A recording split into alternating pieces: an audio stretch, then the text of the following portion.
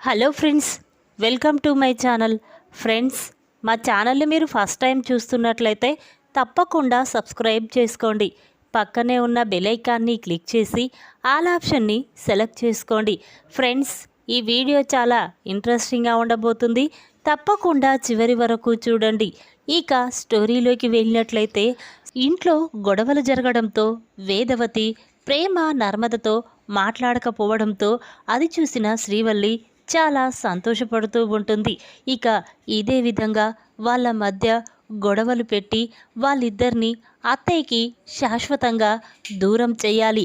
అలా అయితేనే అత్తయ్య పూర్తిగా నా మాట వింటుంది అని చెప్పి శ్రీవల్లి చాలా సంతోషపడుతూ వెంటనే ఇంత సంతోషకరమైన విషయం అమ్మతో చెప్పాలి అని చెప్పి వెంటనే శ్రీవల్లి తన ఫోన్ తీసి భాగ్యంకి ఫోన్ చేస్తుంది.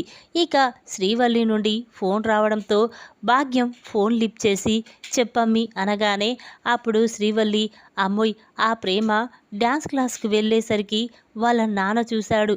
అది దాంతో ఇంట్లో చాలా గొడవ జరిగింది. ఇక అత్తయ్య ప్రేమ నర్మదతో మాట్లాడడం లేదు. అంతేకాకుండా ప్రేమ నగల్లో నా నగలని కలిపేశాను. ఇక ఆ నగలు ప్రేమ పుట్టింటి వాళ్ళకి ఇచ్చారు. వాళ్ళు ఏమీ గుర్తుపట్టకుండా ఆ నగలని తన ఇంట్లోనే పెట్టేసుకున్నారు. ఇక ఆ నగలు కూడా ఇప్పుడు నా దగ్గర లేవమ్మా అని శ్రీవల్లి చెప్పడంతో ఇక భాగ్యం, అవునా అమ్మి, అయితే ఇక ఆ నగల గురించి మర్చిపో. ఇక నీ జీవితం చాలా సంతోషంగా ఉంటుంది. ఒకవేళ నిజం తెలుసుకున్నప్పుడు చూద్దాంలే. కానీ ప్రేమ నర్మదని మీ అత్తయ్యకి శాశ్వతంగా దూరం చెయ్యాలి. ఇదే కరెక్ట్ టైం. నేనొక ప్లాన్ చెప్తాను, చెయ్యి అని భాగ్యం అనగానే అప్పుడు శ్రీవల్లి, చెప్పమ్మి ఏం ప్లానో అనేసరికి ఇక భాగ్యం ఒక ప్లాన్ గురించి మొత్తం శ్రీవల్లికి చెప్తుంది. దాంతో శ్రీవల్లి, సరే అమ్మా, నువ్వు చెప్పినట్టు ఇప్పుడే మొదలు పెడతాను అని చెప్పి ఫోన్ పెట్టేస్తుంది. ఇక చందు తన రూమ్లో కూర్చొని ఆఫీసుకు సంబంధించిన వర్క్ చేసుకుంటూ ఉంటాడు. ఇంతలోనే శ్రీవల్లి రూమ్లోకి వచ్చి బ్యాగులో బట్టలు సర్దుకుంటూ ఉంటుంది. అది చూసిన చందు, ఏంటి శ్రీవల్లి, బ్యాగ్ సర్దుకుంటున్నావు, ఎక్కడికి వెళ్తున్నావు, ఏంటి మాట్లాడవేంటి అని చందు అంటూ ఉంటే ఇక శ్రీవల్లి మాత్రం ఏమీ పట్టించుకోనట్టు అలాగే బట్టలు సర్దుతూ ఉంటుంది. ఇక అది చూసిన చందు, ఏంటి శ్రీవల్లి, నేను మాట్లాడుతూనే ఉన్నా, సైలెంట్గా బ్యాగులో బట్టలు సర్దుతున్నావు, మీ పుట్టింటికి వెళ్తున్నావా అని చందు అనగానే ఇక శ్రీవల్లి, లేదు, నేను ఈ ఇంట్లో ఉండడం లేదు, ఈ ఇంట్లో నుంచి వెళ్ళిపోవాలనుకుంటున్నాను, మా పుట్టింటికి వెళ్ళిపోతాను అని చెప్పి ఇక శ్రీవల్లి ఆ బ్యాగ్ తీసుకొని వెళ్తూ ఉంటుంది. అది చూసిన చందు ఒక్కసారి షాక్ అవుతాడు. ఏంటి శ్రీవల్లి, మీ పుట్టింటికి వెళ్ళిపోవడం ఏంటి? ఇప్పుడు నీకు ఏం జరిగిందని, నిన్ను ఎవరు అవమానించారని, ఎందుకు ఇలా చేస్తున్నావు? ఇప్పటికే ఇంట్లో చాలా గొడవలు జరుగుతున్నాయి, ఇప్పుడు నువ్వు కొత్త గొడవని చెయ్యొద్దు అని చందు బ్రతిమిలాడుతూ ఉన్న శ్రీవల్లి మాత్రం ఎంతకీ వినకుండా అలాగే బ్యాగ్ తీసుకొని వెళ్తూ ఉంటుంది. ఇక చందు, శ్రీవల్లి, నేను చెప్పేది విను అని చెప్పి అంటూ ఉండగా ఇంతలోనే అటుగా వెళ్తున్న రామరాజు శ్రీవల్లిని చూసి, అమ్మా శ్రీవల్లి, ఆగు అనగానే ఇక శ్రీవల్లి ఆగిపోతుంది. అప్పుడు రామరాజు, ఏంటమ్మా, ఎక్కడికి వెళ్తున్నావు? అయినా నువ్వు బ్యాగ్ తీసుకొని మీ పుట్టింటికి 4 రోజులు ఉండి రావడానికి వెళ్తున్నావా అని రామరాజు అనగానే అప్పుడు శ్రీవల్లి, లేదు మామయ్య, నేను ఈ ఇంట్లో నుండి శాశ్వతంగా వెళ్ళిపోవాలనుకుంటున్నాను, నాకు ఈ ఇంట్లో ఉండబుద్ధి కావడం లేదు అని చెప్పి శ్రీవల్లి అంటుంది. ఆ మాటలు విన్న రామరాజు, వేదవతి అందరూ కూడా ఒక్కసారి షాక్ అవుతారు. ఇక రామరాజు, ఏంటమ్మా, ఇంట్లో ఉండబుద్ధి కావడం ఏంటి, అసలు ఏం జరిగింది అని రామరాజు అంటూ ఉంటే అప్పుడు శ్రీవల్లి, ఇదే కరెక్ట్ టైం, ఈ నర్మదని ప్రేమని ఇంట్లో నుంచి పంపించేస్తేనే నేను చాలా ప్రశాంతంగా ఉంటాను అని చెప్పి ఇక శ్రీవల్లి, చూడండి మామయ్య, ఈ ప్రేమ నర్మద ఇద్దరూ మీతో ఎప్పుడూ అబద్ధమే చెప్తూ ఉంటారు. ఈ ఇంట్లో వాళ్ళని ఎవరిని ప్రశాంతంగా ఉండనివ్వరు. అంతేకాకుండా ఇప్పుడు నా పుట్టింటి గురించి నిజం తెలుసుకోవాలని, నా పుట్టింటి గురించి ఎంక్వైరీ చేయడానికి మా ఊరికి వెళ్ళారు.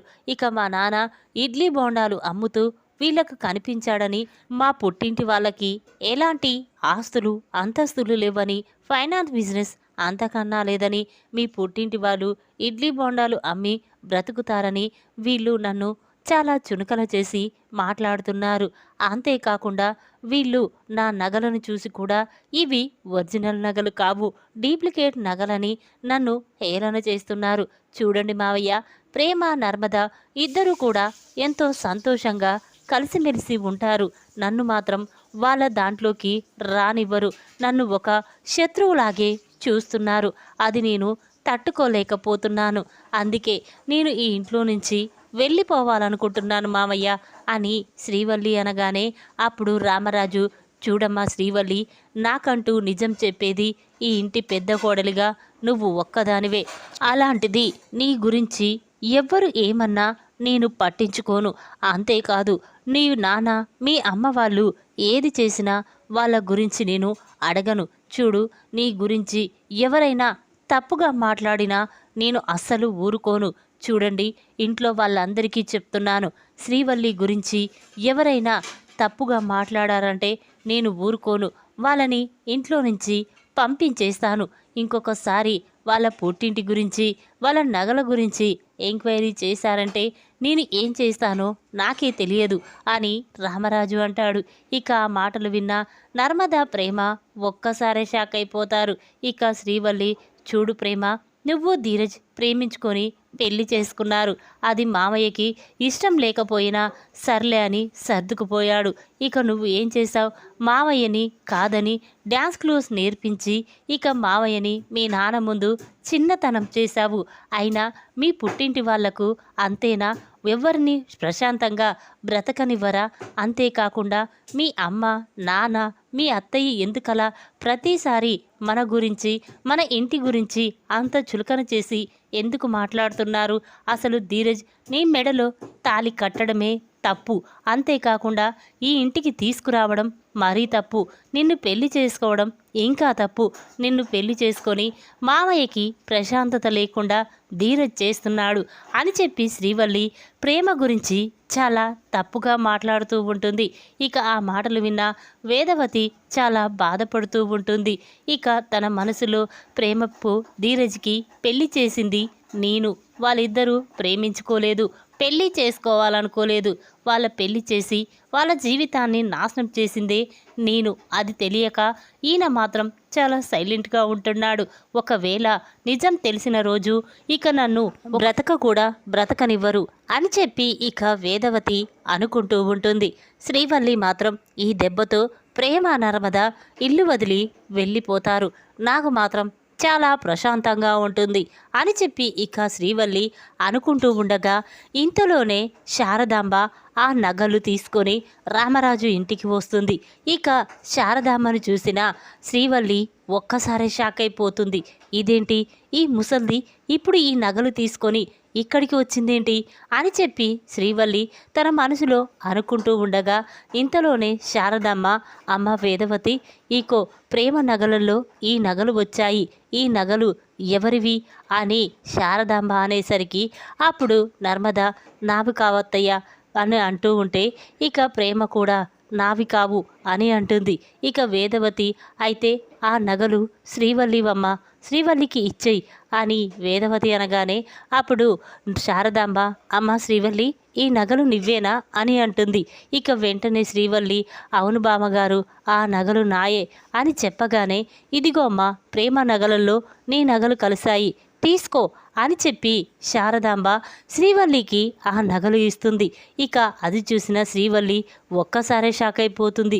ఇదేంటి, ఈ ముసల్ది ఒకవేళ ఈ నగలు గిల్టీ నగలని తెలుసుకుందా, లేక అవి చూడకుండానే నావి అని తెచ్చిస్తుందా, అర్థం కావడం లేదు అని శ్రీవల్లి అనుకుంటూ ఉండగా ఇక శారదాంబ, చూడు వేదవతి, ధీరజ్ ప్రేమ మెడలో తాళి కట్టడం తప్ప? ధీరజ్ తప్పు చేశాడా? ప్రేమ ఈ ఇంట్లో అడుగుపెట్టిన దగ్గర నుంచి ఈ ఇంట్లో గొడవలు మొదలయ్యాయా? అయినా నీ పెద్ద కోడలు అలా మాట్లాడుతూ ఉంటే నువ్వేంటే చూస్తూ ఊరుకుంటున్నావు? ఏంటి శ్రీవల్లి, ప్రేమ ఈ ఇంట్లో అడుగుపెట్టిన దగ్గర నుంచి ఈ రెండు కుటుంబాల మధ్య గొడవలు జరుగుతున్నాయా?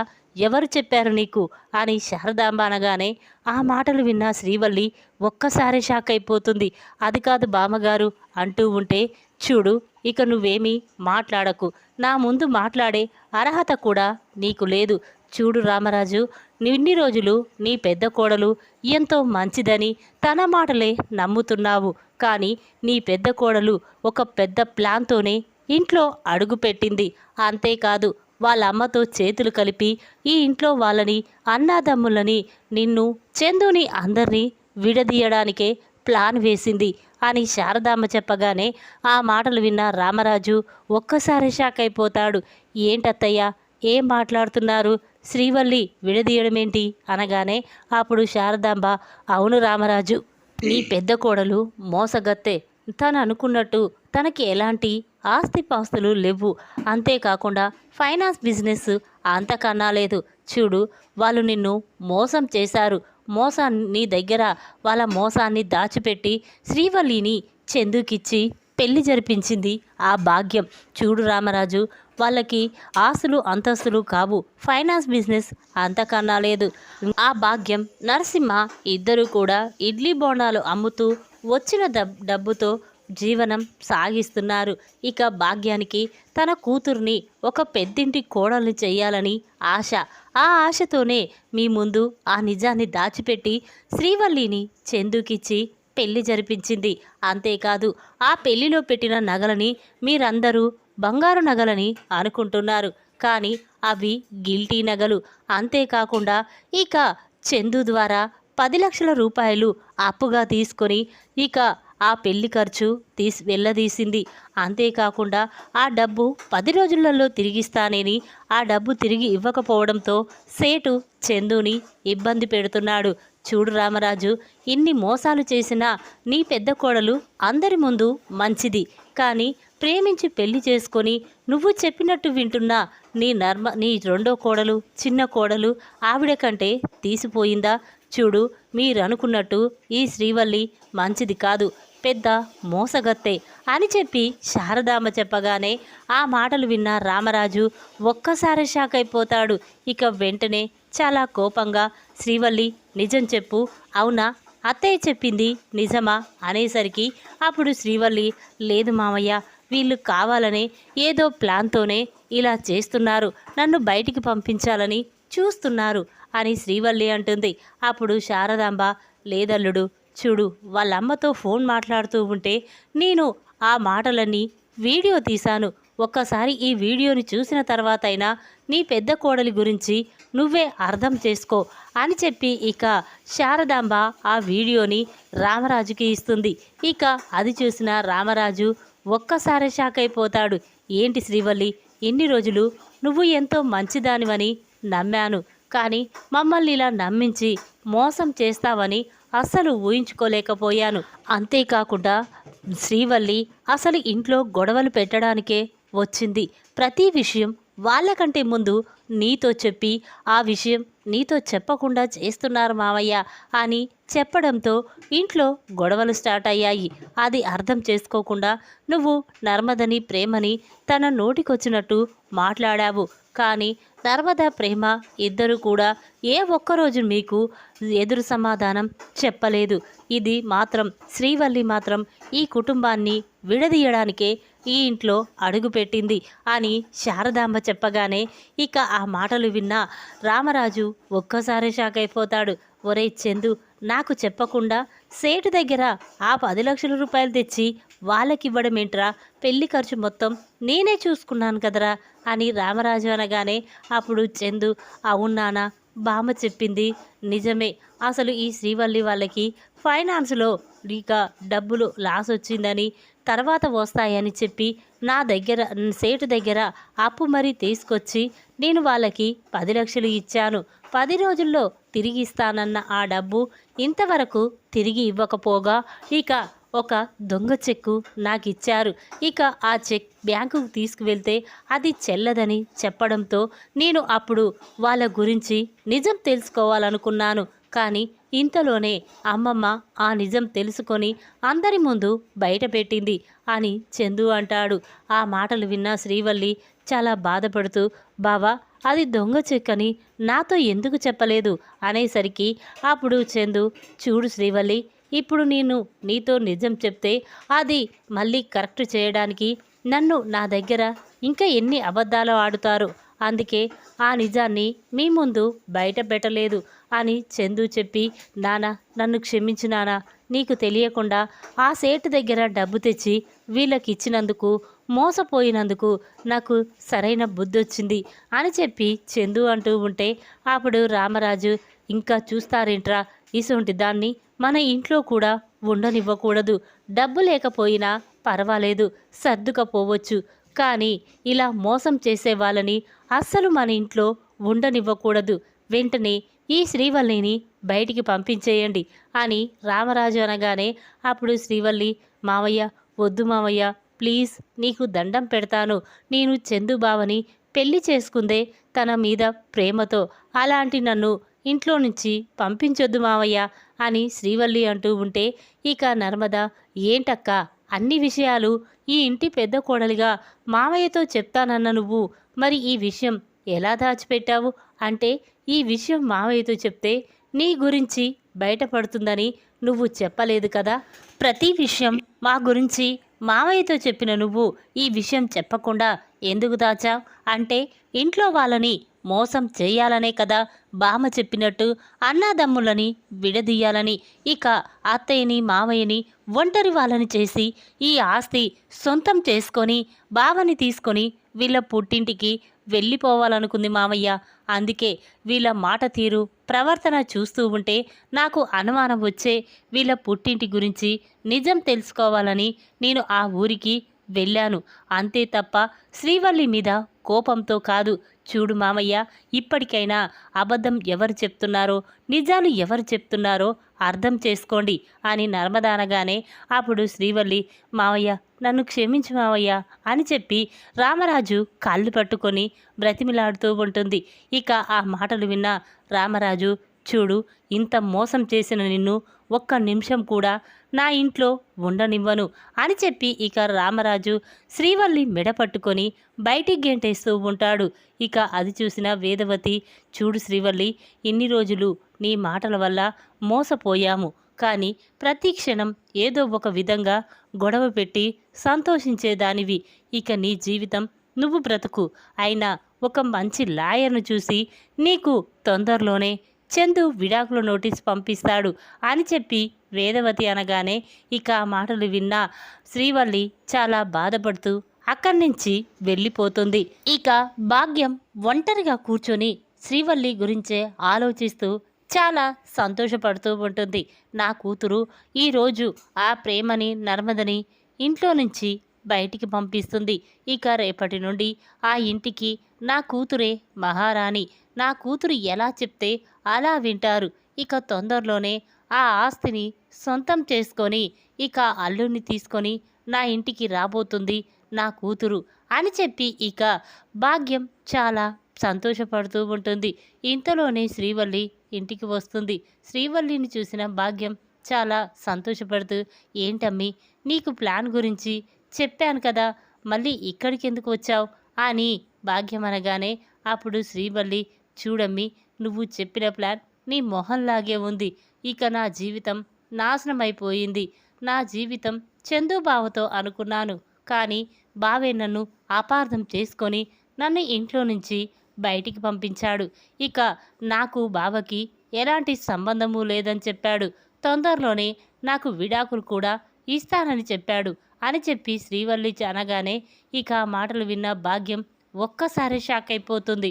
అదేంటి, నేను వేసిన ప్లాన్ ఏంటి, నువ్వు చేసిందేంటి, నీ గురించి నిజం ఎవరికి తెలుసని అలా చెప్పారు అని భాగ్యం అనగానే, అప్పుడు శ్రీవల్లి, ఇంకెవరమ్మా, ఆ ప్రేమ వాళ్ళ నానమ్మ ఉంది కదా తనే, నువ్వు నేను ఫోన్ మాట్లాడుకుంటుంటే తను చాటుగా విని మన గురించి నిజాన్ని బయట పెట్టింది, మామయ్య నన్ను మెడ పట్టుకొని బయటికి గేటేశాడు, ఇక నా జీవితాన్ని నాశనం చేసిందే నువ్వు కదమ్మి అని చెప్పి ఇక శ్రీవల్లి భాగ్యంని తిడుతూ ఉంటుంది.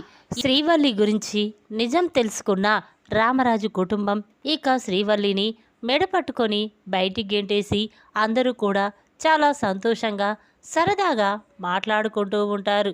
ఈ విధంగా శ్రీ భాగ్యం ప్లాన్తో నర్మద ప్రేమని ఇంట్లో నుంచి పంపించాలని చూసిన శ్రీవల్లికి దిమ్మ తిరిగే షాక్ ఇచ్చిన శారదాంబ ఈ వీడియో కనుక మీకు నచ్చినట్టయితే లైక్ చేయండి. మరిన్ని వీడియోల కోసం మా ఛానల్ని తప్పకుండా సబ్స్క్రైబ్ చేసుకోండి. Thanks for watching.